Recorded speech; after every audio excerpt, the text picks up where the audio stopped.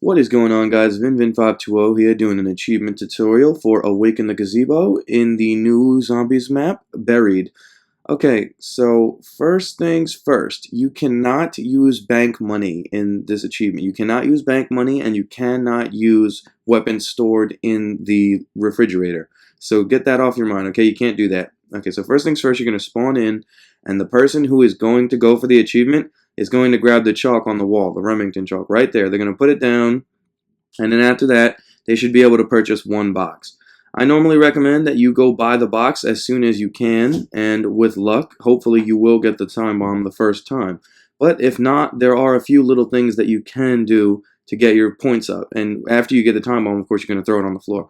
So yeah, to get some extra points, what you can do is give alcohol to this guy.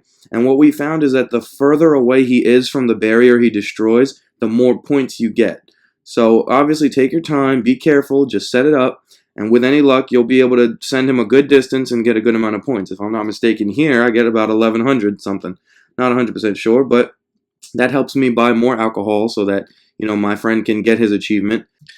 After you have the time bomb, it doesn't matter who gets the points, so anybody can really do this, but what you're looking to do is destroy all of those barriers so that way we can open up the doors to the witch's house, and that way we can turn on the power, okay? So now I'm going to show you how to turn on the power, because you have to make sure you do that. When you go back in time, the power will still be on, and all the barriers and doors you open, they will still be opened, okay? So you turn on the power like that, and then you don't have to worry about that anymore.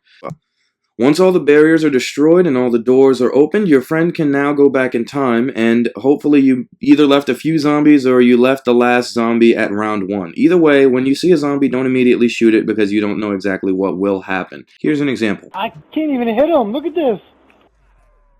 No. Oh, last shot. Oh, man. Oh. Alright, let's just see what you would have gotten, Vinny. Oh, you kidding me? Wow. Fuck you, Treyarch.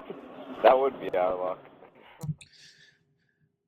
Despite being how disappointing that was, now you're going to take all the chalks and you're going to place them on the walls. This is how you're going to get the points to be able to pack a punch in the first place. So be careful not to put all of your chalks on the wall the very first round before you get the time bomb, because as soon as you do get the time bomb and you go back in time, if you put all your chalks on the wall, they will not come back.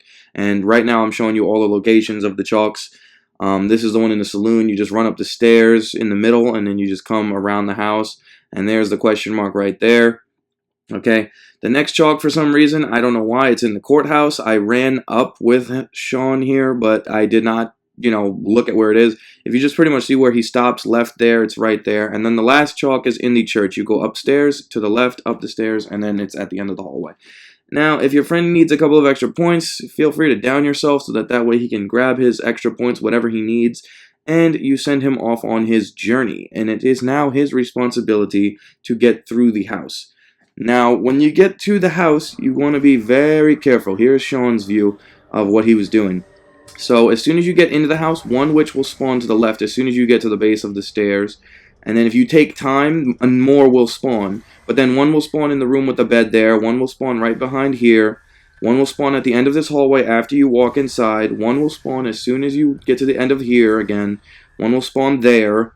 And then the final one will spawn right there.